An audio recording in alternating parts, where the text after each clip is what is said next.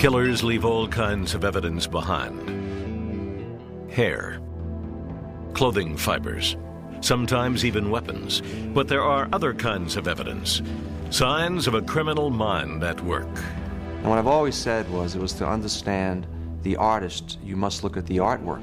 It's called profiling, using research from convicted murderers and crime scene evidence to create a portrait of a killer. Anyone can make the arrest, but I'm wanting to know really what makes them tick. A common sense approach to detective work whose results can seem magical. But it was just an uncanny prediction. It turned out to be exactly correct. It's like the FBI people were on the other side watching this crime as it was occurring.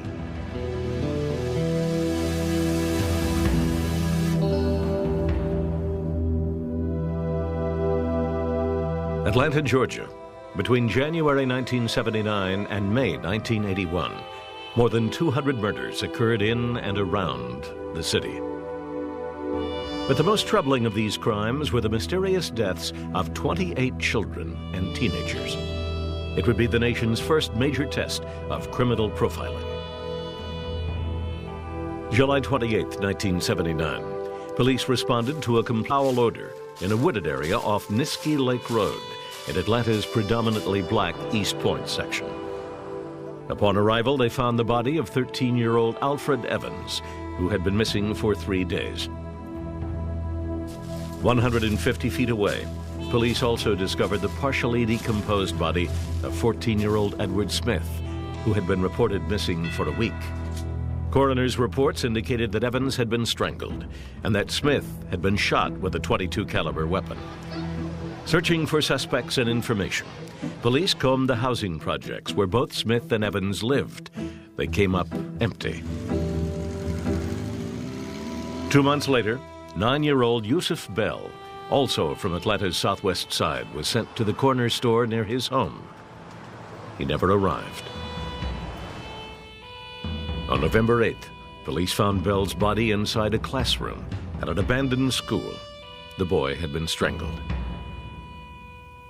Police still had no suspects and not enough evidence to link the crimes to one another. 5 months later, 9-year-old Jeffrey Mathis was sent with $1 to a nearby gas station where he was to buy cigarettes for his mother and return immediately home. An hour passed. 2 hours passed. Jeffrey's mother began to worry. Late that evening, she called the police and reported her youngest son missing. Just a few days earlier, she had warned him against speaking to strangers. And he said, Mama said, I don't talk to strangers. I don't go to cars. On April 15th, Mathis and Camille Bell announced they were banding together to publicize the murders of black children in Atlanta. We are frustrated and we are frightened. Over the next 2 months, 5 more victims were claimed. All young black children, all from poor neighborhoods. In mid-July, Mayor Maynard Jackson and Public Safety Commissioner Lee Brown announced the formation of a task force to investigate the possibility of a connection among the murders. The task force included the FBI. The murders presented the FBI with a unique opportunity to utilize a new and controversial investigative technique, criminal profiling. Special Agents John Douglas and Roy Hazelwood were dispatched to Atlanta. Their task, create a profile of the killer.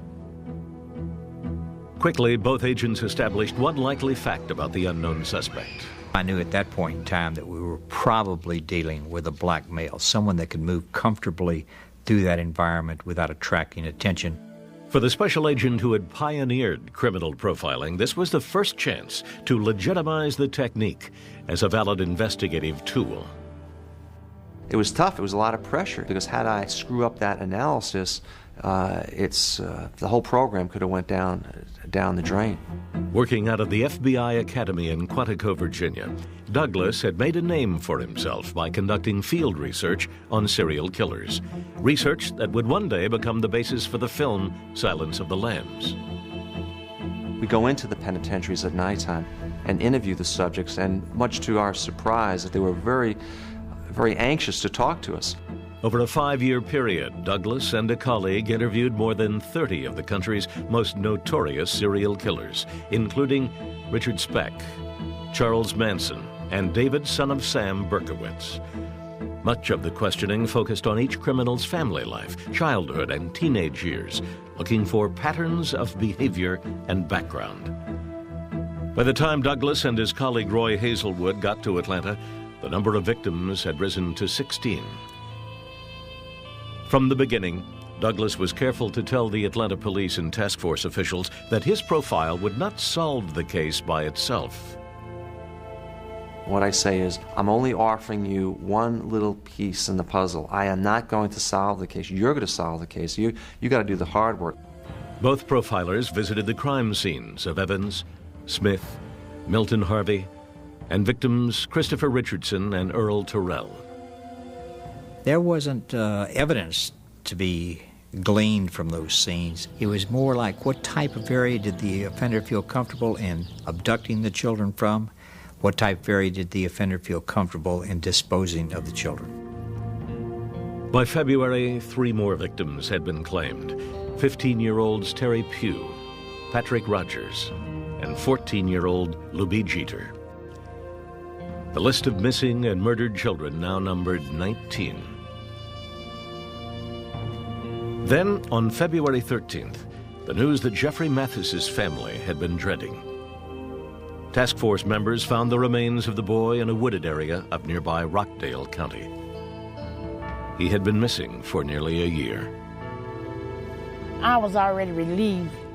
I was relieved knowing that he was dead and in good care with Jesus Christ at 10 years old. After 3 weeks of investigation, the FBI agents issued their profile. The principal profile was a black male in his early to mid-20s, a police buff who was living in this community. The findings were met with skepticism. Atlanta police officers, many of them black, became outraged when they found out the criminal profile pointed to a black male as the prime suspect. The police said, "Hey, John," he says, in fact, "Hey, Douglas, we saw your profile. It's a bunch of BS." Police soon had another important tool to help focus their investigation. Hair and fiber evidence pulled from the bodies of at least 10 of the victims were similar enough to assure investigators that the murders were connected. To John Douglas, the hair and fiber evidence was a sign of how physically close the killer got to his victims. The unknown subject had some kind of relationship. He was coming in contact with these kids. At some point, he snaps and he decides to kill them. Douglas also predicted that the next group of victims would be found near water. The medical examiner came forward and was basically boasting that we were getting very good evidence. We were getting this hair and fiber evidence off of the bodies, and what we suspected and felt was that a good way to wash away that evidence is to dump the bodies in water. Over the next 3 months, a total of 9 more victims would be found. 7 of them in the Chattahoochee and South rivers. All of the victims, like many of the previous 19, had been strangled. The task force now set up round-the-clock stakeouts of every bridge along both rivers. After nearly 2 weeks of surveillance, with no suspects and no more bodies found in the rivers, task force officials gave the order to shut down the stakeouts, effective at 6 a.m. on May 22nd. At 2:30 that same morning, a police cadet working an area of northwest Atlanta near the James Jackson Parkway Bridge heard a splash. He raced to the top of the bridge and pulled over a 1970 Chevrolet station wagon. He questioned the driver briefly, then let him go. The driver's name, Wayne Bertram Williams.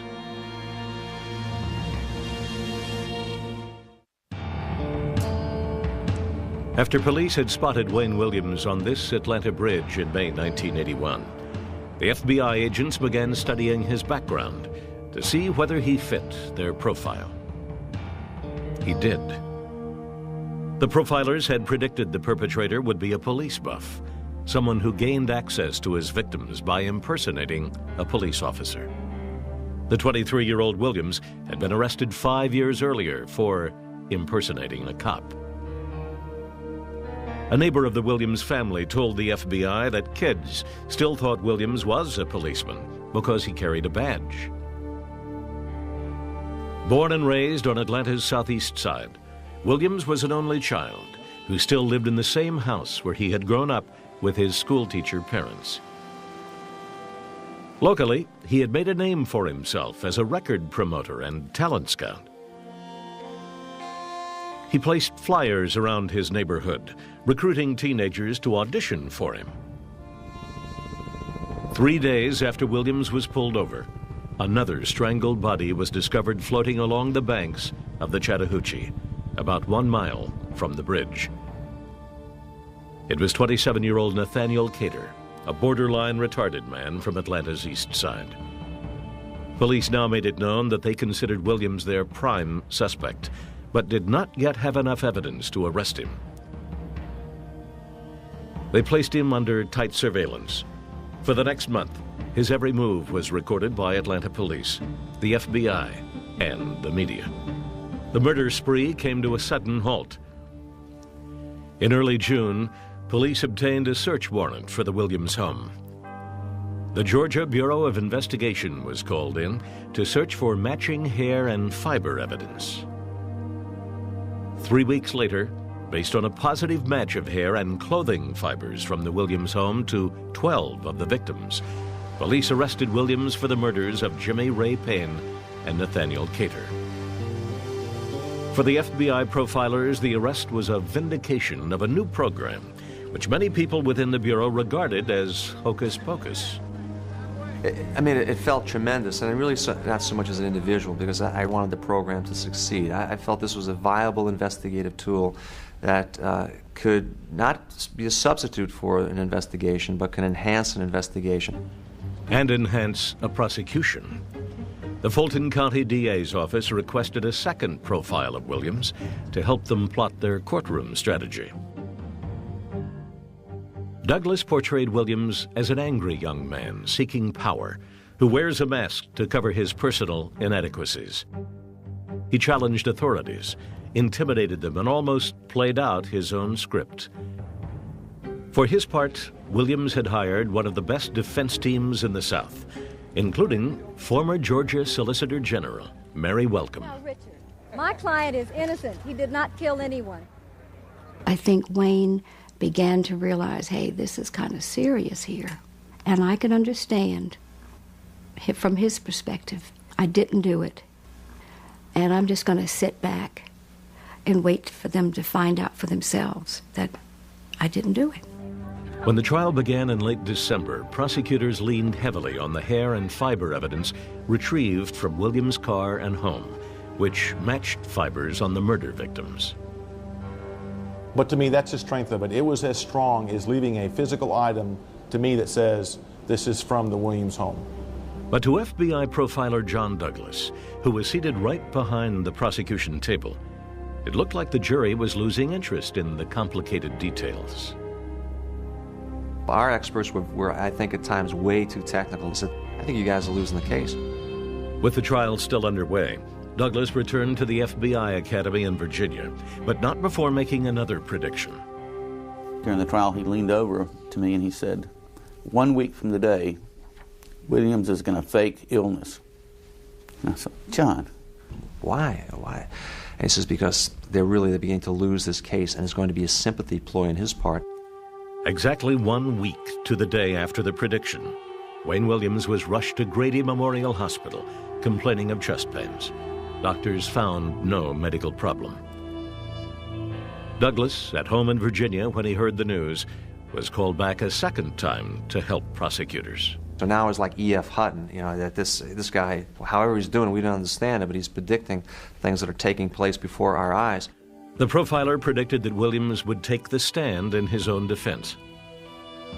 John said very early, a team of wild horses couldn't keep him off the stand. He's going to take the stand.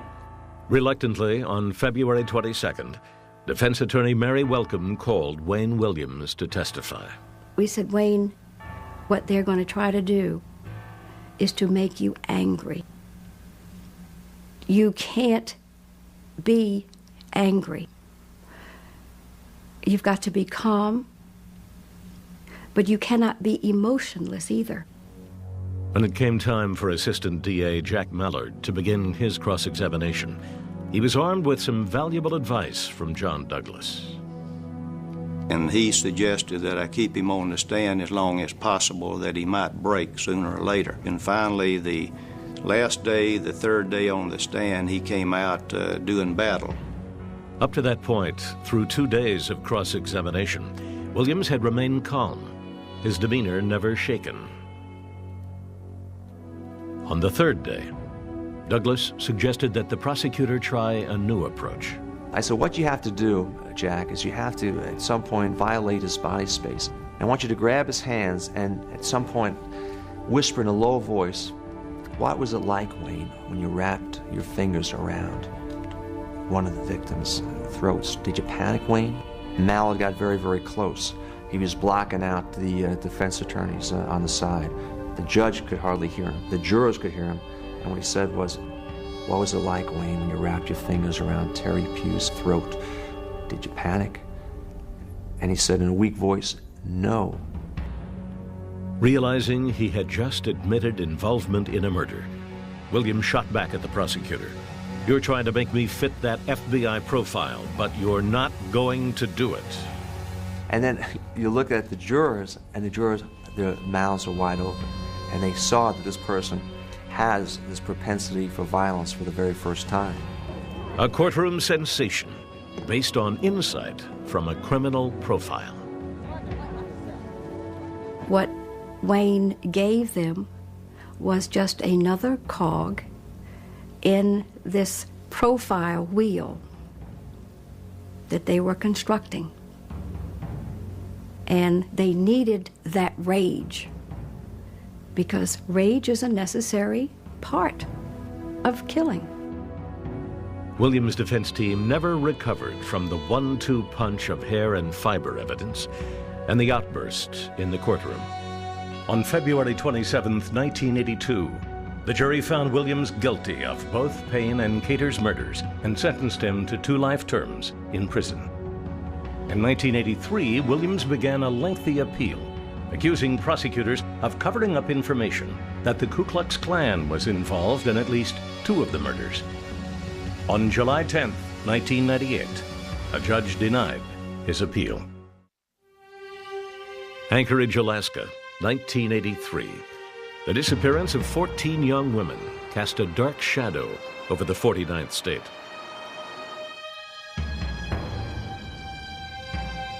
June 12th, with the scenic Chugach Mountains as a backdrop, prostitutes and drug dealers were making their usual rounds in the city's red light district. A 19-year-old prostitute was working her corner of 5th and Denali Streets. A man approached and offered her $300 for oral sex. She agreed. He took her back to his house in the upper-middle-class Muldoon neighborhood and raped her. He then chained her to a basement pillar and went to sleep. The next morning, June 13th, 5 a.m.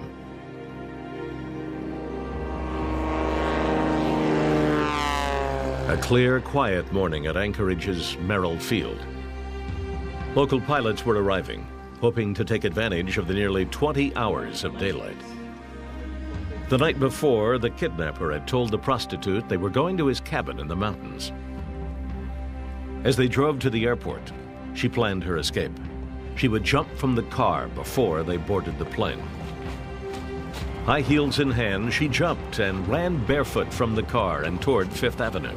He ran after and yelled, "I'll kill you, I'll kill you."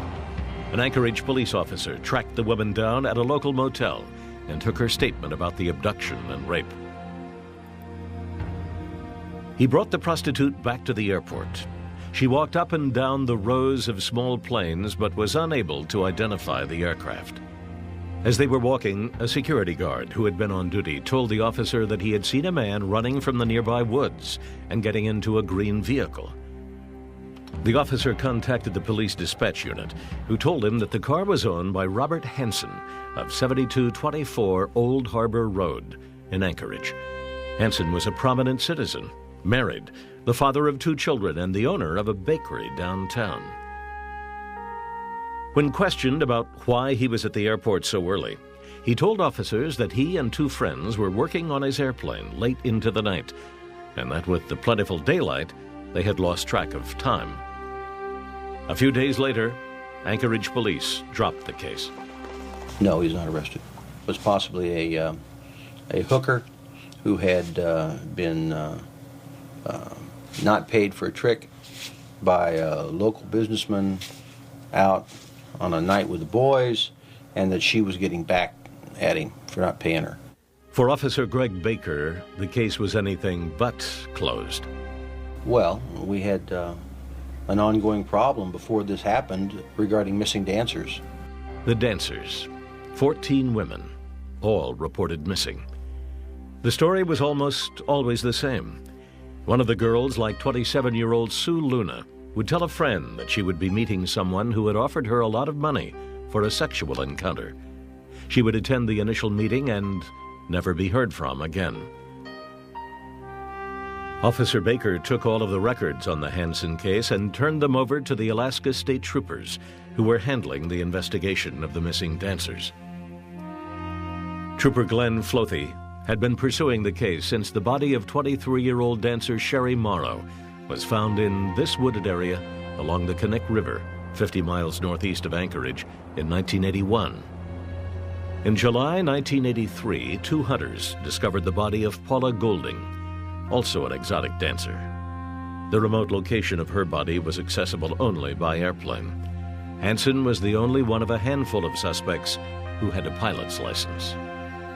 And then as we dug a little farther into his criminal background, it became even more apparent that if we did not move quickly to put a stop to him, that he would probably kill again. Robert Hansen came to Alaska from Minnesota in 1970.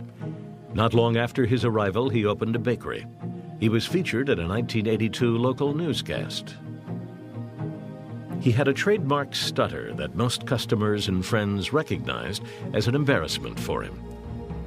A closer look into Hansen's background revealed personal demons that haunted him from his teenage years. An arrest at 18 for arson, jail time in 1972 for assaulting a woman in downstate Seward, and a 5-year sentence in 1977 for larceny. He was paroled in 1978. With the discovery of the Anchorage police report, Flothy was convinced that the only way to secure evidence was to serve a surprise search warrant on the Hansen home. Little did the trooper know that an FBI profile would hold the key to not only securing the warrant, but to the mystery behind Robert Hansen. After being denied cooperation to file a search warrant from the Anchorage District Attorney's Office, Flothy remembered an article he read in Psychology Today magazine on the FBI's profiling unit. He called the FBI Academy at Quantico and requested the profiling unit. The trooper talked to profiler Roy Hazelwood.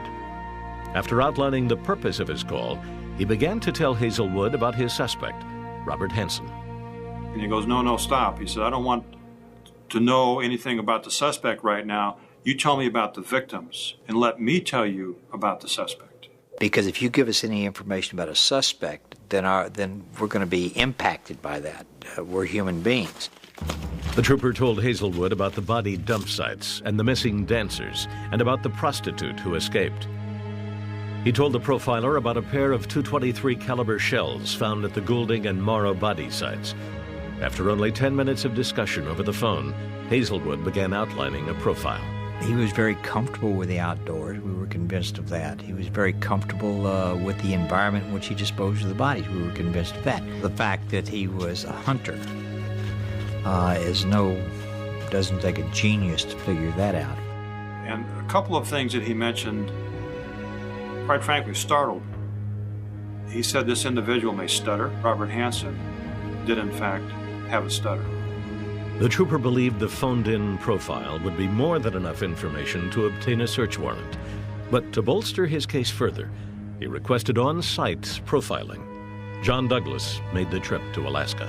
This person here was a real asocial type. He had this speech impediment. He had a very poor self-image. He had to pick victims like prostitutes who really had to have the gift to gab, because he doesn't have to have the gift to gab. On September 16th, 1983, with the FBI profile in hand, Flothi went to the district attorney to request his help in securing a search warrant. He was denied a second time.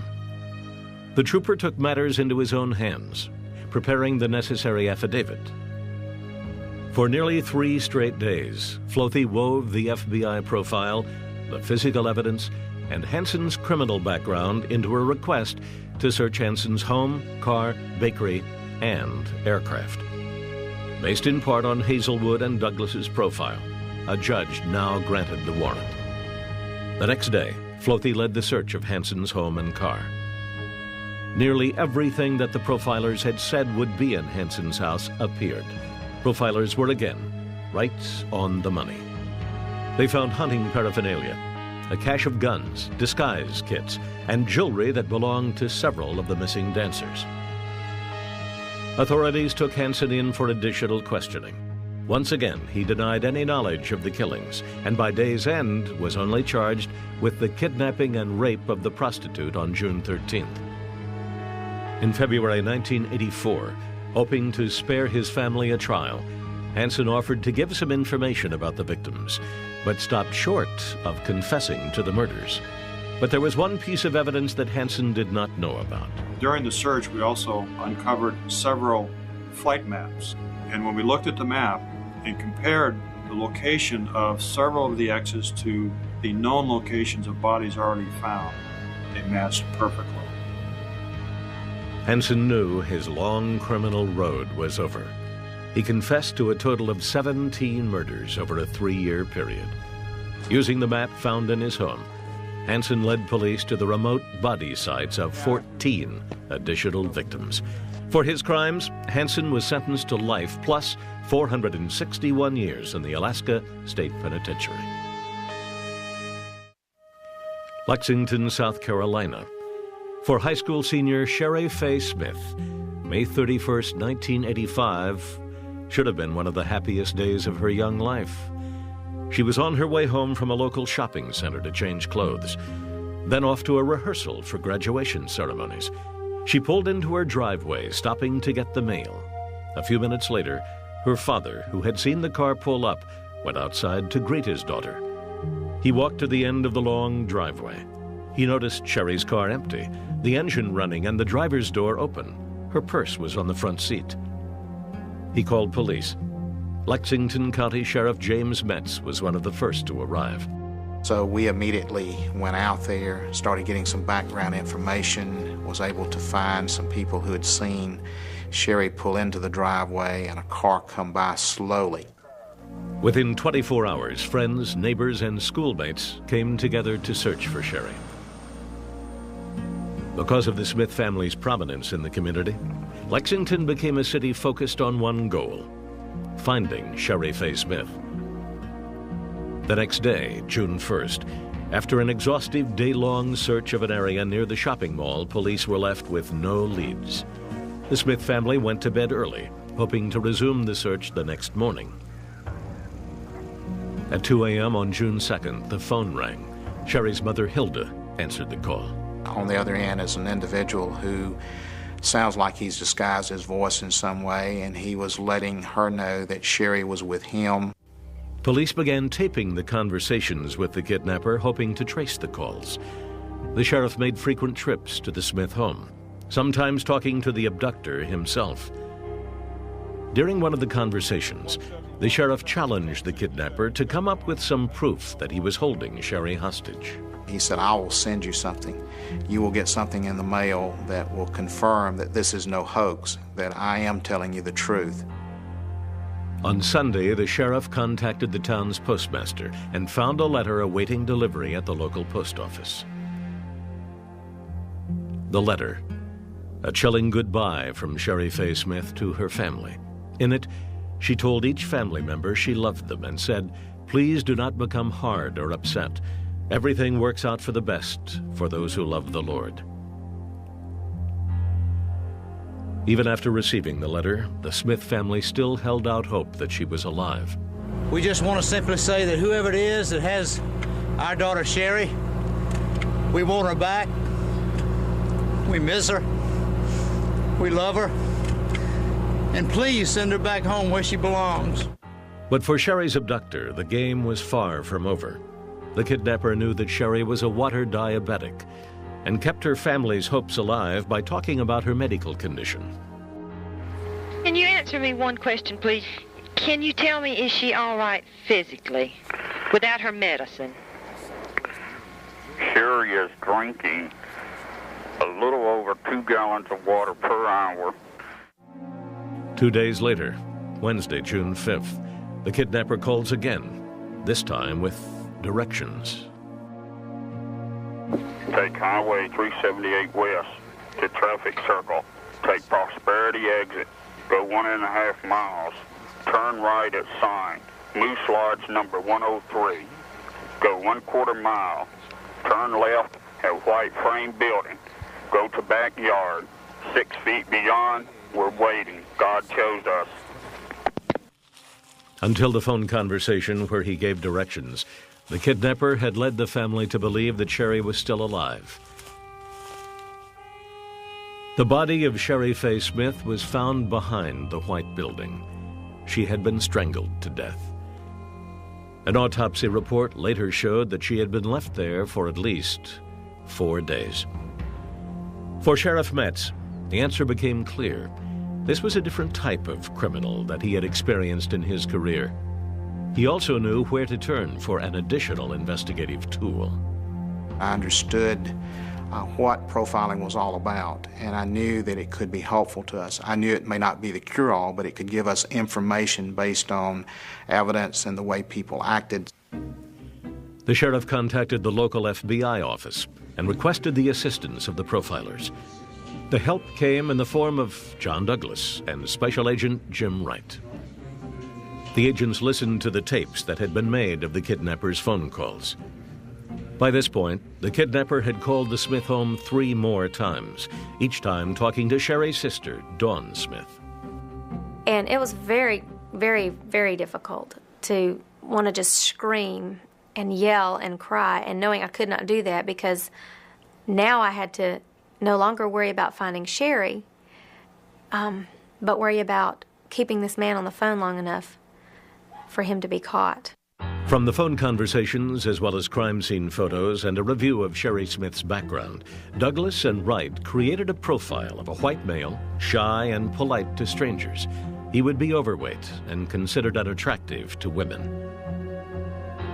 Drawing on his experience interviewing serial killers, Douglas figured he would be a meticulous person, since many of his phone calls to the Smith home recounted very specific times and dates. Douglas believed he would be following news reports of the murders. He also told Sherry's father not to fear an additional kidnapping of his other daughter, Dawn. This was not the type of serial killer that would be pulling into your driveway and killing your second daughter. This guy's a real coward. Then the phone calls stopped. For over a week, as the Smith family grieved over the loss of Sherry, their only source of communication with their daughter's murderer seemed to be cut off. June 14th, 1985, 9 days after Sherry Smith's body was found, 9-year-old Deborah Helmick was abducted from her front yard in the trailer park where she lived in neighboring Richland County. With a murder and now an abduction on his hands, the South Carolina sheriff requested the FBI's on-scene help in the investigation. John Douglas made the trip to South Carolina. 1 week later, the killer called again. Dawn Smith took the call. Have you heard about Deborah May Hamrick, the 10-year-old? H-E-L-M-I-C-K? Richland County? Yeah. Uh-huh. Okay, listen carefully. Go 1 west, turn left at Peach Festival Road, go 50 yards, and to the left, Deborah May is waiting. God forgive us all. The directions were to the body of little Deborah May Helmick. What began as the case of a single abduction had now turned into an investigation of a double murder.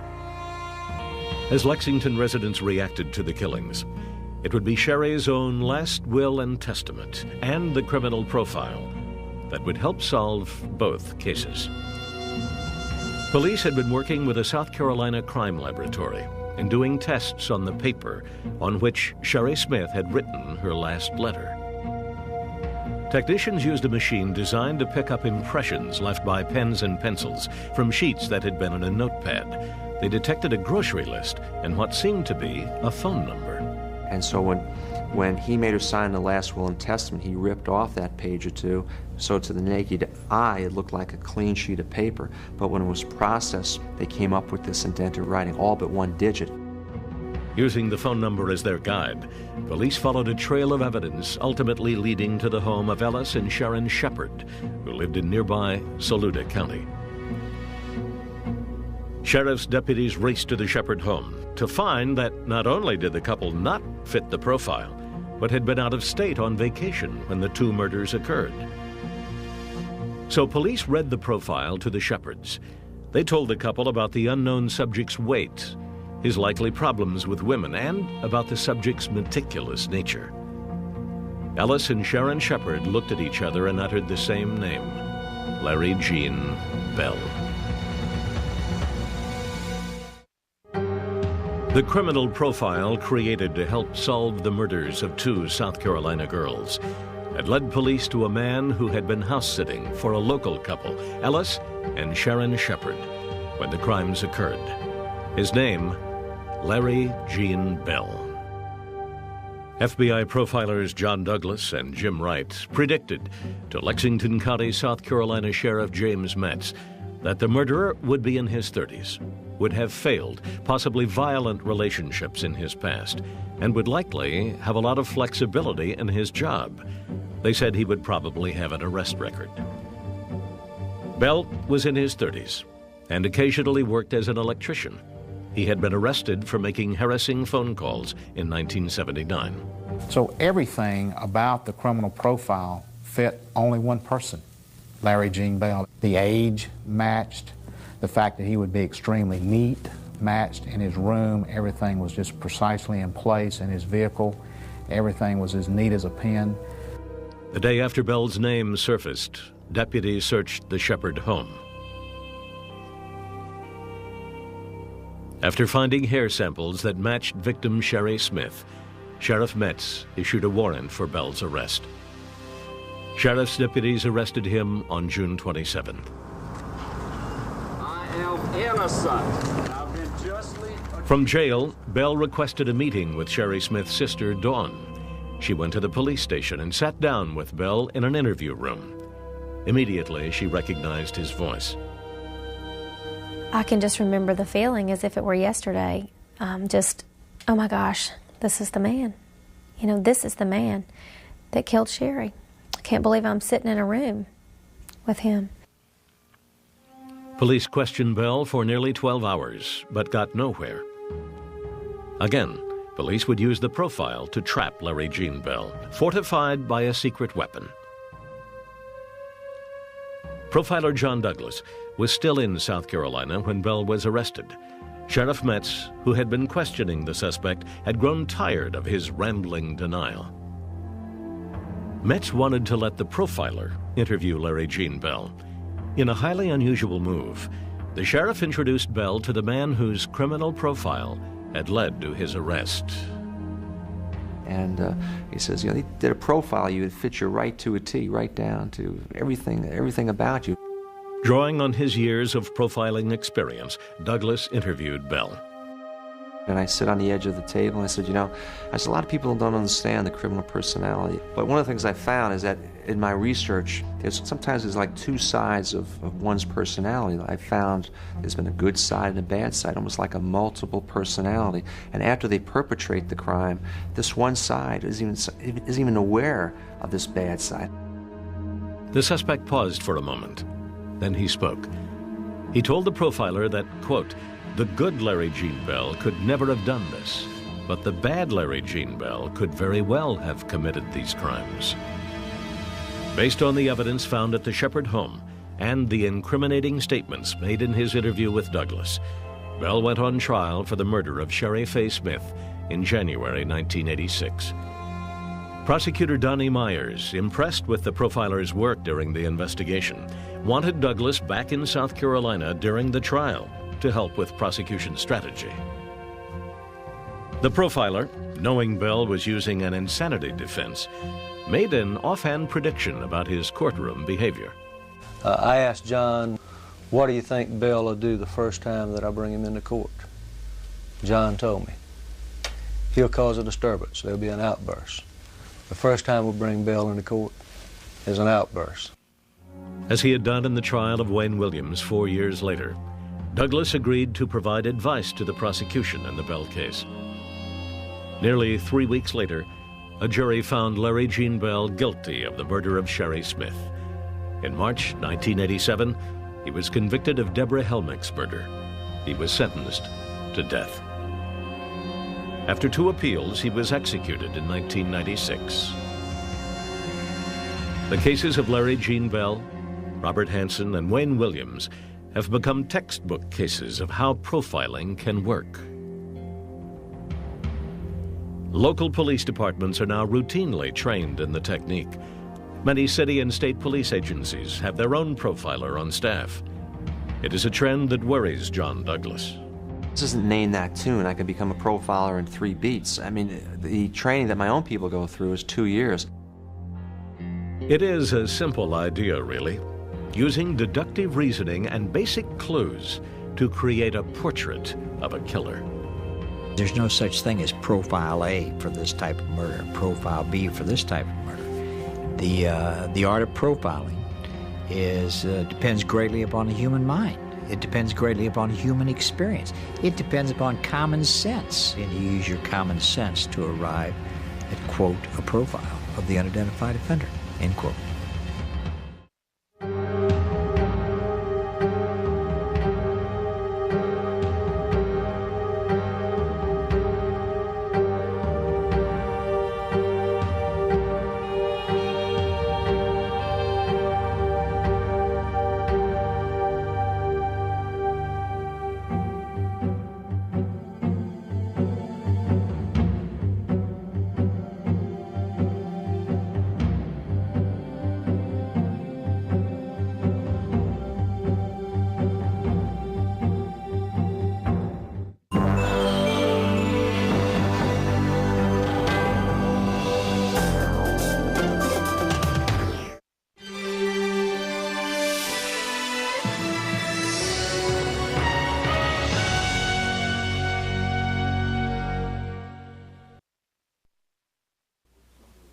This program chronicles the crimes of serial killer Jeffrey Dahmer, the description of which some viewers may find disturbing. Viewer discretion is advised. There is no question in my mind that what Jeffrey Dahmer became was the embodiment of evil. First thing that we saw was a human head that was in a refrigerator. The bodies had totally disappeared, not a trace. None of them knew what had happened to their sons. And no one in a million years could have guessed the monstrosity that was inside his head.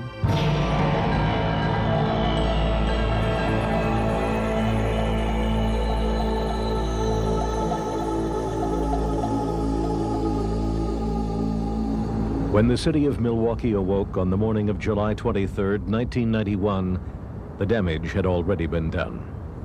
Best known for its many breweries, Milwaukee had overnight become notorious as the home of one of the worst serial killers in history. The night before, in a small one-bedroom apartment on the city's west side, police had discovered a death chamber. Only one man ever escaped that apartment to tell the story. 6 months later, in the Milwaukee County Courthouse, 32-year-old Tracy Edwards would recount a night of sheer terror at the hands of Jeffrey Dahmer. Late in the afternoon of July 22nd, Dahmer approached Edwards, who was eating with some friends at the Grand Avenue Mall. And he said he was a professional photographer. He usually pays people for pictures and stuff like that if anybody was interested in making money at that time. He offered Edwards $100 to pose nude at Dahmer's apartment. According to Edwards, there was no indication of any homosexual intent. He didn't even act like it at that time. At first, Edwards hesitated, but needed the money and agreed to go to Dahmer's apartment to check things out. They entered the Oxford apartment complex, and Dahmer unlocked the door to apartment 213. When we got inside, he turned off burglar alarms. I asked him why. First, it was a foul odor, okay? Tell us about that. What kind of an odor? It was just like an odor. I didn't quite know what it was. You know, he told me a sewer pipe had broke and management would take care of it. There were security cameras and a sophisticated alarm system. He said the part of the neighborhood he was in, he was protecting his property, things like that. It was like normal, pretty decent apartment, had nice things in it. They sat down on the couch. Tracy Edwards suspected nothing. He was simply visiting with a normal, everyday person, a good conversationalist. He asked me, was I interested in doing the photography? You know, I told him I was still contemplating, so therefore he offered me a beer and a rum and coke mixture. Dahmer drank a beer too, as Edwards sipped at his rum and coke. I'm not a big liquor drinker, so it didn't taste that good to me. While he didn't know it then, his distaste for liquor may have saved Tracy Edwards' life. The drink was drugged, Dahmer's modus operandi for gaining control over his victims. To Edwards, the mood seemed to grow heavy. He decided to skip the photos and prepared to leave. Yeah, then I was just, I don't know, getting a little agitated maybe, you know, because of the smell and things. And then he threw my conversation off talking about the fish in the fish tank, you know. As Edwards turned to look at the fish, Dahmer seized the moment. He slapped a handcuff on Edwards' left wrist and placed a large knife against his ribs. I think, like, you know, what's going on, you know? This guy is so nice, and all of a sudden, you know, it's like he's pulling knives and handcuffs and all on me, you know. Like, he told me at that point if I wouldn't do what he said, he would kill me. It's like not the same person that we met at Grand Avenue Mall. How is he different? His face structure seemed different, you know. His body structure, it's like it wasn't him anymore, you know. It's like it was a totally different guy there. Dahmer then seemed to calm down. He told Edwards the key to the handcuffs was in the bedroom, and with the knife at Edwards' back, guided him there. As they entered the bedroom, Edwards noticed a large blue drum against the wall, but didn't ask about it. With Edwards still cuffed on his left wrist only, they sat on the bed together and began to watch a tape of The Exorcist III, which Dahmer said was his favorite movie. Periodically, while watching the tape, Dahmer would rock back and forth, mumbling and chanting. And then he would turn around and try to ask me to put both of my hands behind my back, and I wouldn't, you know, do it. I would talk to him. I'd tell him, you can trust me. You know, you don't have to do this, and that would calm him down a little bit. After a while, Dahmer assumed control again. He told me to lay down, face down, put both of my hands behind my back, because he changed again at that point, like he got more aggressive at that time. He kind of laid across me, put his head across my chest, like he was listening to my heart, because at a point he told me he was going to eat my heart at that point. He said he was going to eat your heart? Yes, that's correct. Did he still have the knife? Yeah. Where was the knife pointed? When I was on the floor, he had it pointed at my groin area at that time. I knew something was about to happen, so I suggested that I go to the bathroom. I had to use the bathroom. Dahmer let him go. Edwards said he seemed calmer when he returned. Yeah, I told him I want to sit in the front because it's an air conditioner, and I was just going to try to jump out the window or go for the door. So I had unbuttoned my shirt to try to make him feel more at ease. And then I just sat on the couch and he just started going out of himself again. You know? Going out of himself? Yeah, he was like paying me no attention at that time. Edwards seized the opportunity. He hit Dahmer and bolted out the door. As he ran down the street, he flagged a passing police car. The police, with Edwards, returned to the apartment and found Dahmer and his chamber of horrors. There were photos strewn about of young men in various stages of dismemberment. Realizing the enormity of the crime scene, police arrested Dahmer, sealed the apartment, and called in County Medical Examiner Dr. Jeffrey Jensen.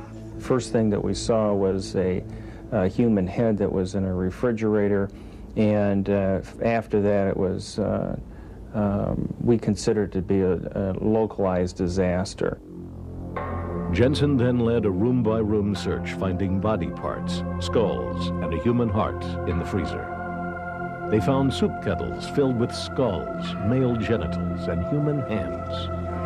There was a complete skeleton in the bedroom, and the blue tub contained 3 human torsos.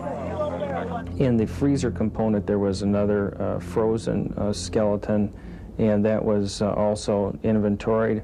And then it was the process of piecing together, so to speak, the different body parts with skulls. The morning after his arrest, the startling images of Jeffrey Dahmer's freezer and other evidence being hauled out of his apartment beamed all over the world. In Milwaukee, the discovery of a serial killer terrified families who had loved ones missing.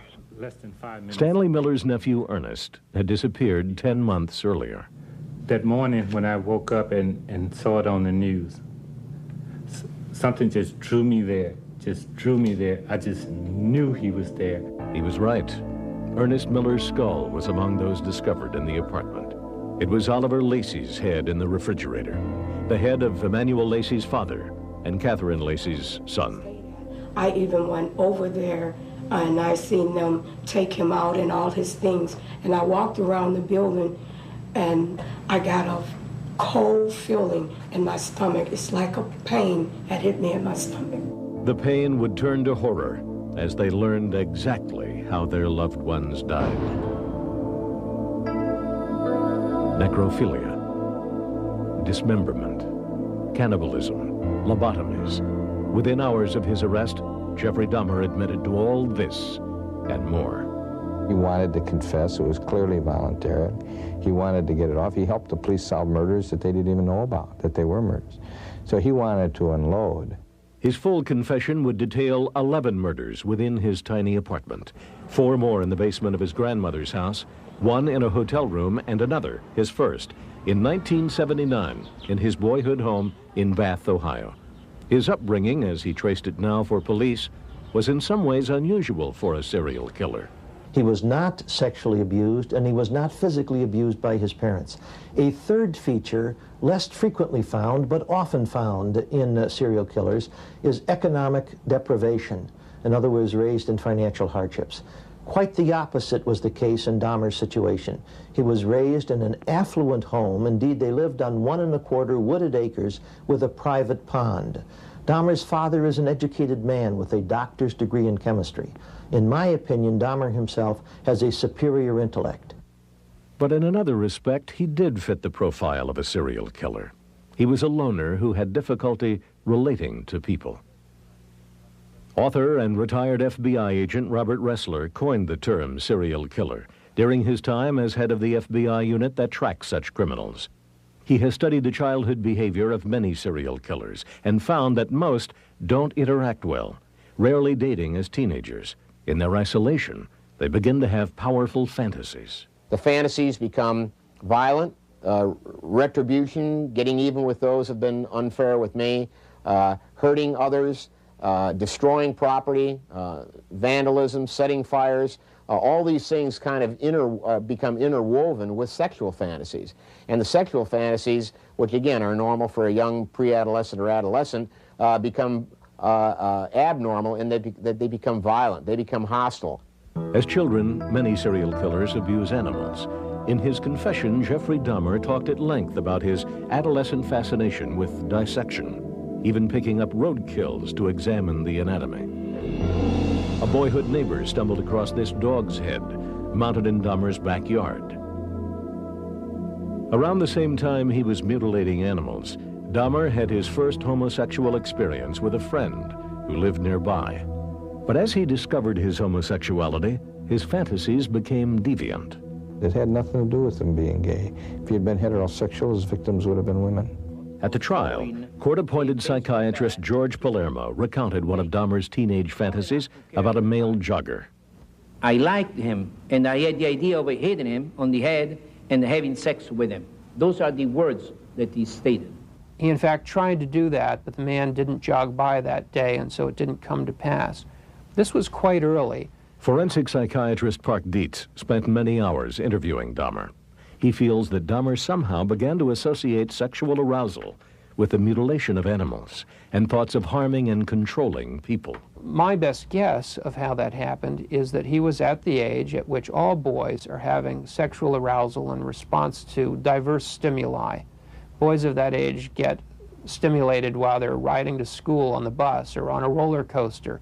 And in the course of that, they can, without trying to, without knowing it, become conditioned to quite coincidental stimuli. And I think that's what happened to Dahmer, that somehow he became conditioned accidentally to thoughts of violence and control and mutilation. Dahmer's sexual attractions and his ability to control them would become the central question in his 1992 sanity trial. In high school, Dahmer was regarded as something of an oddball. Often ridiculed, he resorted to playing the clown to get attention. Classmates began referring to any prank as doing a Dahmer. Perhaps his most creative effort was on a class trip to Washington, D.C. Classmates recall that on a dare, he talked his way into a personal tour of the Vice President's White House office, a spot not normally open to visitors. He attended his senior prom in May 1978 with 16-year-old Bridget Geiger. A nervous Jeffrey, afraid he would stick Bridget with the pin, had Geiger's mother put on the corsage. Just weeks after the prom, Dahmer would kill his first victim. There is no single key that unlocks the mystery of Jeffrey Dahmer, but one clue lies in the relationship of his parents, which was troubled at best. When Jeffrey was 18, they divorced. His mother Joyce left for Wisconsin, and Father Lionel, with younger brother David, stayed at a nearby motel.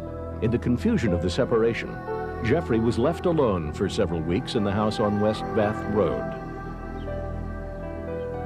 When he picked up hitchhiker Stephen Hicks, Dahmer didn't know he would kill him. They came back to Dahmer's empty home and had a couple of beers. But when Hicks decided it was time to get going, Dahmer was in no mood to be alone. The guy wanted to leave, Dahmer recalled. I didn't want him to leave. He picked up a barbell and hit Hicks over the head, and then strangled him. Jeffrey Dahmer had acted out his fantasy, and now the grim reality of a dead body was staring him in the face. He took the corpse into a crawl space beneath the house and cut it up, placing portions of it in plastic garbage bags. He loaded Hicks' body in his car and headed for the local dump. On the way, a policeman stopped him for swerving over the center line and administered a sobriety test, which Dahmer passed. Dahmer was just about to leave when the officer noticed the garbage bags in the back seat. Smoothly, Dahmer explained that it was garbage from his parents' house. The unsuspecting officer sent him on his way. Dahmer had told the most important lie of his young life and gotten away with it. A frightened Jeffrey Dahmer took the body back home and into the crawl space. There, with a sledgehammer, he broke the bones into tiny bits. He took the fragments to a hillside on his property and, spinning slowly in a full circle, scattered the bones all over the land. Stephen Hicks had totally disappeared. The first slaying occurred in 1978. The parents had no idea what happened to their son. No trace of the body was found until Dahmer confessed in 1991. That was 13 years of living hell. Jeffrey Dahmer was repulsed by what he had done. Already a heavy drinker in high school, he continued to seek refuge in alcohol. He entered Ohio State University in the fall of 1978, but drank himself out of school after one semester. His father was concerned and talked Jeffrey into joining the Army. He did so and trained to be a medic, spending untold hours studying human anatomy. He was shipped to Germany, but was discharged 2 years later at the age of 20, again because his drinking was so compulsive. Feeling lost, he came to Milwaukee to live with his grandmother in this house, tucked into the safe, tidy suburb of West Dallas. Although arrested in 1982 for exposing himself to 2 adolescent boys, the 22-year-old Dahmer tried, in his own words, to walk the straight and narrow. For a while, he attended church with his grandmother and stopped drinking. In his confession, he stated that he tried at this time to suppress any homosexual thoughts. He got work in a blood plasma center and later as a mixer, making candies for Ambrosia chocolates. But eventually, he slipped back into drinking. He began going out to gay bars and sometimes not coming home. In November 1987, in the 219 Club, Jeffrey Dahmer met Steve Toomey. The two left together and got a room at the Ambassador Hotel. According to Dahmer, they drank heavily and engaged in consensual sex. Dahmer passed out, and when he awoke, Toomey was lying in bed next to him, dead. Dahmer was confused. He bought a large suitcase and put Toomey's body inside it. He then walked out the front door of the hotel and hailed a cab. He had the driver help him with his heavy baggage and headed for his grandmother's house. With his grandmother gone to church, he took the body to the basement and dismembered it. When he was finished, he threw it all out in the trash. It had been 9 years since Stephen Hicks, and now Dahmer had killed again. This time, he would no longer resist his violent fantasies. 2 months later, Dahmer was back at the 219 Club. Outside, he met a 14-year-old Native American boy, James Dockstader. He asked James if he wanted to come to West Allis with him and make some money posing naked for pictures. Dockstader agreed and became victim number 3. Dahmer was perfecting the process. Once back at his grandmother's house, Dahmer slipped a drug into a drink, and when Dockstader passed out, Dahmer had oral sex with him, strangled, dismembered, and then disposed of him. 2 months after killing Dockstader, Dahmer repeated the ritual with Richard Guerrero. In September 1988, the 28-year-old Dahmer left his grandmother's house and rented a cheap apartment in a rough section of town. The day after he moved in, he went cruising for men, and not far from his new apartment came across a 13-year-old Laotian named Suntom Synthesumphone. He enticed the boy to his apartment to take pictures. While waiting for the sleeping potion to kick in, Dahmer began to fondle the boy. The boy panicked and ran out of the apartment to his nearby home. When Suntom's parents heard their son's story, they called the police, who arrested Dahmer. On January 30th, 1989, Jeffrey Dahmer was convicted of second-degree sexual assault. He was released on bond until sentencing in May. In the interim, he would kill again. This time, the victim was 24-year-old Anthony Sears. At the May sentencing, the 5-time killer spoke to the judge and pleaded for leniency on his sexual assault charge. This enticing a child was the climax of my idiocy. If anything would shock me out of my past behavior patterns, it is this. The judge felt that there was still hope of saving the sex offender and sentenced Dahmer to a year in a work-release prison with orders that he receive treatment for his drinking and sexual problems. But in a bureaucratic mix-up, as Dahmer approached his release date a year later, he still had not received counseling for alcoholism. In March 1990, Dahmer's father, Lionel, wrote a letter to the judge for the case asking him not to release his son before he had completed a treatment program. I sincerely hope that you might intervene in some way to help my son, who I love very much and for whom I want a better life. This may be our last chance to institute something lasting. One day after Lionel Dahmer mailed that letter, his son Jeffrey walked out of prison. On May 13th, he signed a lease for apartment 213 in the Oxford Apartments. 2 weeks later, he would kill again. Most serial killers are sexual deviants. Usually they are either sadists, like Ted Bundy, or they are necrophiles, like Jeffrey Dahmer. Sadists enjoy the power of taking a human life, but Jeffrey Dahmer hated killing. He had to get himself intoxicated every time he killed one of his victims. And he had to get himself intoxicated again in order to dismember them, because he found those aspects distasteful. But it was a means to an end in obtaining a sexual partner. Ernest Miller, near the Oxford Apartments. Miller was an accomplished dancer. Dahmer later told police he immediately took a liking to the muscular 24-year-old and offered him money to pose for pictures. Miller agreed, and once in the apartment, Dahmer drugged him. But Miller woke up sooner than expected, and Dahmer, instead of strangling him, was forced to slit his throat. Dahmer had sex with the dead body, and while he was still naked, dismembered it. Dahmer later stated he always dismembered his victims while in the nude. What he wanted was something that he could hug, spend his time next to, fondle, and not have any demands made for sodomy, which he did not like. The dilemma he had was that he didn't have the social skills to find someone who would find that gratifying and wanted no more. Dahmer began to keep souvenirs. He took Polaroids as Miller bled to death on the bed. Dahmer then decapitated him, boiled the flesh off the head, painted the skull, and kept it. It's common among serial killers to keep jewelry, photos, even body parts of victims as a keepsake. Dahmer took it one horrifying step further with Ernest Miller. He related this was a person he really liked. He indicated that he had filleted his heart and kept it in the freezer, and he also kept his bicep.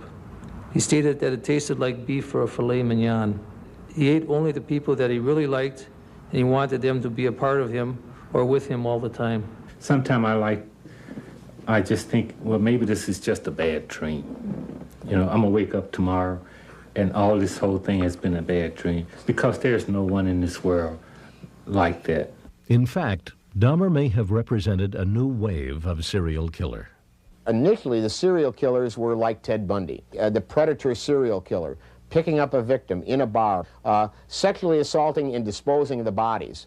Sometimes, as in the case of the Hillside Stranglers, dumping up the side of the road. We are now finding these individuals spending more time with their victims and having a desire to keep that relationship going for a period of time. This hit-and-run type is becoming less frequent, and the collector, as I call them, is becoming more frequent. Dahmer was attracted to men with dark skin and thin, athletic builds. He was also a necrophile. But he wasn't necessarily drawn to corpses. He wanted a completely compliant partner. He tried various strategies to solve that need of his. He drugged men so that they would be available to him all night long. He stole a mannequin from a department store so that he could lie next to that and fondle it. And Dahmer even had a fantasy that he tried to pursue actively, and that was to create a sex zombie by drilling holes in the heads of his victim with a drill and injecting acid into the brains of his victims in just a limited amount. The fantasy was to kill the brain, to kill the willpower. It was classic serial killer thinking, making the human into an object. In late May, Dahmer killed Tony Hughes, a deaf mute whom he had known for some time. Dahmer told police that, as with his other victims, Hughes came to his apartment to make money posing for pictures. In nearly all the murders, police had only Dahmer's confession to go on.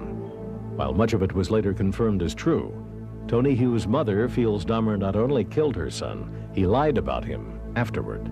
He knew my son, and my son trusted him as a friend. And he didn't have to go to his house for money, because today the last day I saw him, he had cashed his check. He had over $400 in his pocket. So he didn't need his $50, and he wasn't a prostitute out on the street either, like the media portrayed all of them. I'm speaking for Tony. I can't speak for anybody else. I know about my son. 2 days after killing Tony Hughes, Dahmer went to the Grand Avenue Mall. He testified he met an Asian boy and struck up a conversation with him. As had worked so often before, Dahmer said he offered him $50 to come to his apartment to take pictures. The boy agreed. Although Dahmer stated he did not know it at the time, the boy was Konorak Synthesymphones, the brother of the boy Dahmer had been arrested for fondling in 1988. After Konorak passed out from the drugged drink, Dahmer had oral sex with the boy and then went out to get more beer. The boy woke up while Jeffrey was gone. He was naked and disoriented from the drugs. He stumbled out of the apartment and into the street. Neighbors tried to help the boy and saw bruises on his body. One of them made this 911 call. Okay, hi, I'm on 25th and State, and this is young man. He is butt naked. He has been beaten up. He is very bruised up. He can't stand. He's study fall out. He is butt naked. He has no clothes on. He was really hurt. And I ain't got no cord on him. I just seen him, and he needs some help. Where is he at? On 25th and State, the corner of 25th and State. A police squad car and an ambulance were immediately dispatched. Jeffrey Dahmer was returning from a neighborhood bar when he saw the crowd on the corner of 25th and State. As he had done many times before, Dahmer coolly walked up to the authorities and lied. He told the police he and Konarak were lovers who had had a fight. He laughed and said Konarak had acted this way before when he had had too much to drink. The officers went back to the apartment where Dahmer showed them some pictures of Konarak and himself. Police later reported that Konarak tried to speak in a slurred Asian dialect, but was unintelligible. The officers noticed an odd smell in the apartment, but did not investigate. If they had gone into the bedroom, they would have stumbled across Tony Hughes' decomposing body. Had they run Jeffrey Dahmer's name through police computers, it would have told them he was still on probation for a sex crime. In the end, the officers took Dahmer at his word that the 14-year-old boy was an adult. They left Konarak with Dahmer in the living room. Back at the squad car, they chuckled about the unique domestic disturbance. The intoxicated Asian naked male was returned to his sober boyfriend, and we're 10-8. Dahmer later confessed that moments after the officers left, he strangled Konarak and had sex with the body. He took pictures as he dismembered the corpse and then put the torso in the big blue vat. Dahmer kept the skull. Basic law enforcement practices were not followed. When the story of the incident broke after Dahmer's arrest, Police Chief Philip Areola suspended the 3 officers. The incident ignited the gay and minority communities into weeks of rallies, vigils, and protests over police insensitivity. It's nice that you suspended the people, but we don't want anybody suspended. We want to be treated with dignity. Milwaukee's mayor would call it the most traumatic time in the city's history. Not long after he killed Konarak Synthesymphones, Dahmer lost his job at the chocolate factory. He was broke, behind on his rent, and spending all his money on cruising and buying materials for disposing of the bodies. The one momentary pleasure for him was sex, which inevitably led to murder. Dahmer would kill 4 more young men before Tracy Edwards was lucky enough to escape on July 22nd, 1991. The trial of Jeffrey Dahmer opened on January 30th, 1992, 6 months after his arrest. A bulletproof shield divided the spectators from the participants. It was an audience filled largely with victims' families, as well as Dahmer's father and stepmother. All right, please. Jeffrey Dahmer did not testify at the trial. He had already pleaded guilty to the killings. The only question was his sanity at the time of the murders. If found insane, Dahmer would be housed in a mental institution. The burden of proving he was not sane fell to the defense. I think everybody's initial reaction is, you have to be nuts to do something like this. And that is the first reaction of everybody. That's one thing to say that. It's another thing to prove it. And in order to prove it, you must show psychosis. Psychosis is that particular mental malady where the person can't understand reality.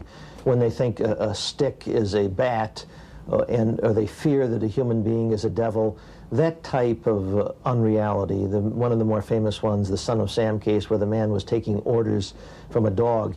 At least he said he was. Serial killer David Berkowitz, known as the Son of Sam, murdered 6 young women in New York in the mid-1970s. When he was apprehended, Berkowitz said he was insane.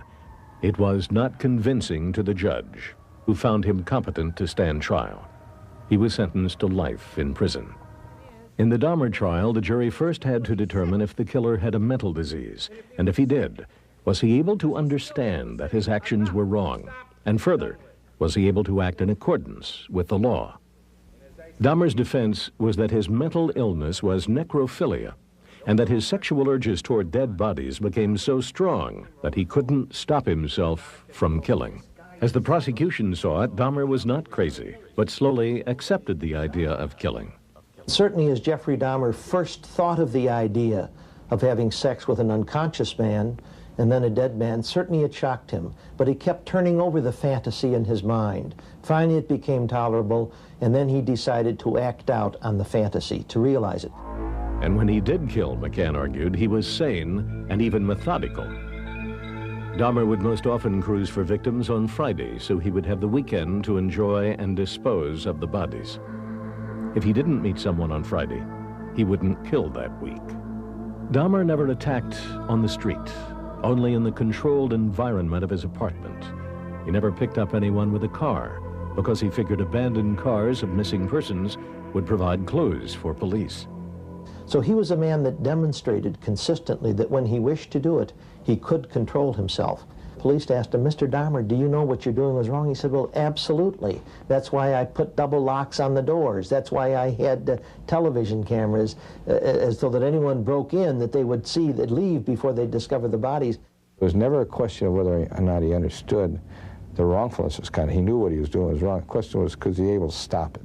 I think as he progressed into this killing spree that he certainly got crazier and crazier. So basically I tried to argue that he was crazy certainly after about the 9th or 10th murder. It was about that time, in the spring of 1991, that Dahmer began to experiment with the idea of creating a decorative altar of skulls. He never built the altar, but later sketched it for police.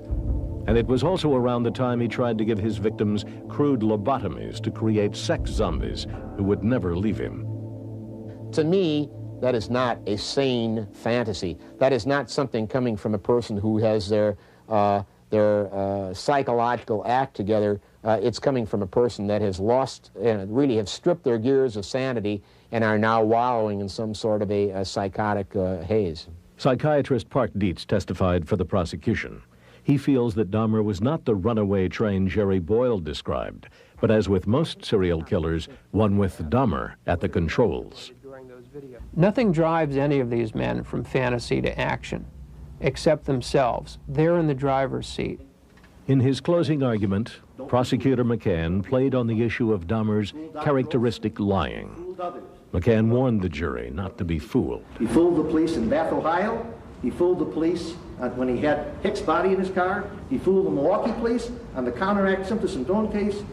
Ladies and gentlemen, he's fooled a lot of people, including the court that gave him a year's probation. Please, please, don't let this murderous killer fool you. Jerry Boyle, however, offered a synopsis of Dahmer's life that portrayed a sick, out-of-control man. Jeffrey Dahmer, as a total human being, a person who's into fantasy, drugging, keeping skulls in locker, cannibalism, having delusions, chanting and rocking, picking up roadkill, going and trying to get a mannequin home so he can play sex with a mannequin, posing people who are dead that he killed for pictures, masturbating all over the place. This is Jeffrey Dahmer. Family members of victims tried to pass the time as the jury deliberated. It took less than a day to return a verdict. In regard to the death of Ernest Miller, did the defendant Jeffrey L. Dahmer have a mental disease? Answer, no. For every murder with which he was charged, Dahmer was found sane.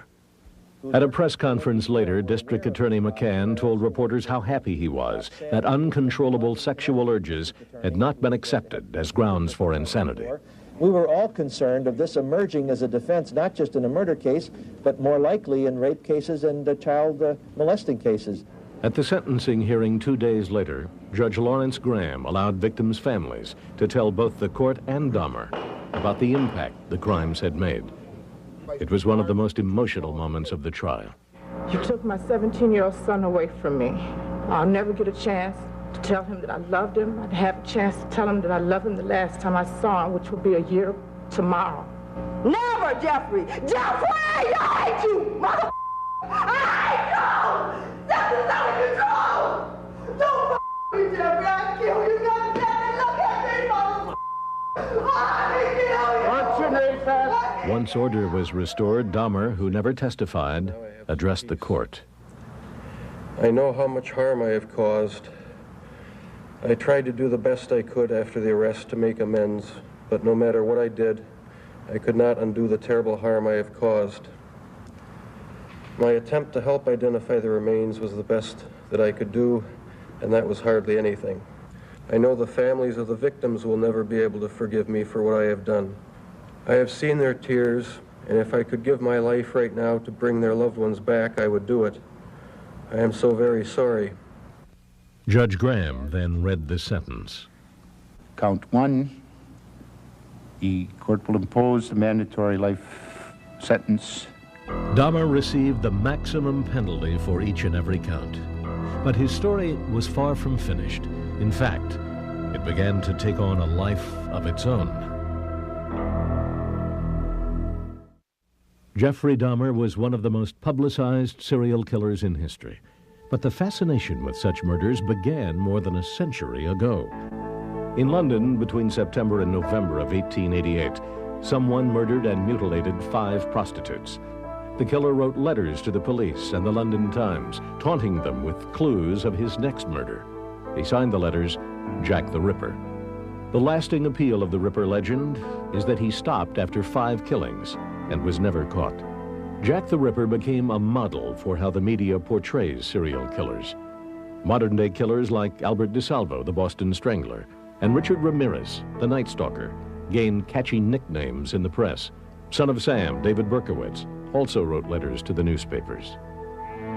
Our dark fascination with serial murders has spilled into our entertainment, spawning some of the most popular movies ever made.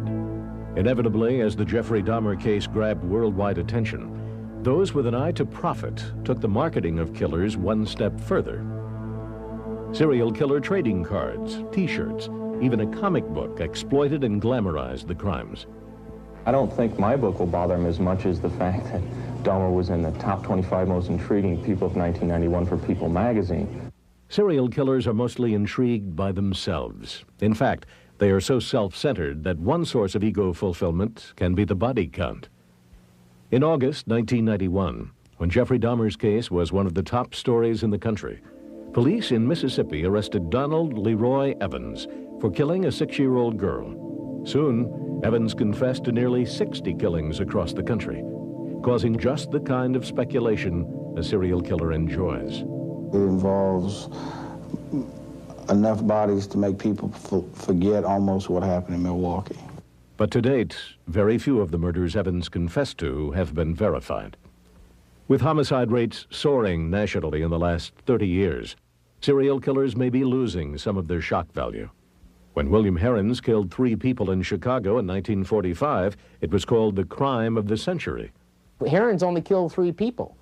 And when I say only killed 3 people, by today's standard, you don't even get attention of the media unless you've knocked off about 12 or 15 people. In fact, it's all too easy to watch the stories about serial killers unfold in our newspapers and on our TV screens. It's a safe titillation of the height of evil, as long as we keep a distance. The alternative is not to hear about the killings at all, as was the case in the old Soviet Union. Under communist rule, the press was strictly censored in reporting violent crime. As a result, Russians never knew that serial killers like Andrei Chikatilo were on the prowl. The self-proclaimed mad beast murdered 53 people in a 10-year spree. With the end of censorship, his 1992 trial received wide press coverage and left viewers in disbelief and shock. Milwaukee is a city still healing from the crimes of Jeffrey Dahmer. Dahmer's apartment building was torn down about a year after the trial, erasing a painful landmark of his crimes. Then, on November 28, 1994, at the state prison in Portage, Wisconsin, Dahmer was sent on a bathroom cleaning detail with 2 other prisoners. When guards left the 3 unattended, one of the inmates, Chris Scarver, who called himself Christ, attacked both his fellow prisoners with a metal bar from a weight set. 2 hours later, Jeffrey Dahmer was pronounced dead at Divine Savior Hospital. The horror that one man brought upon an entire city is still difficult to comprehend. There is no question in my mind that what Jeffrey Dahmer became was the embodiment of evil. I think that if we had lived in the Middle Ages, that would have been the defense. And a jury might have believed that, in fact, the devil took over his being and caused him to do these things. Dahmer, of course, is evil. Dahmer knew it was wrong all the time. One of the reasons that he drank as he did the killings, I think, was to silence his conscience, to dull his conscience. This isn't a man that didn't know right from wrong. He knew it was wrong. He knew it was evil. The hardest thing for the public to accept is that these men view humans as so inferior to themselves that the death of another is trivial compared to the momentary pleasure of the killer. His orgasm is more valuable than your life. I call him Halley's Comet. He's a total mystery. Comes around once every 75 years. Can't figure out why, but he's there, and thank God it's only once every 75 years.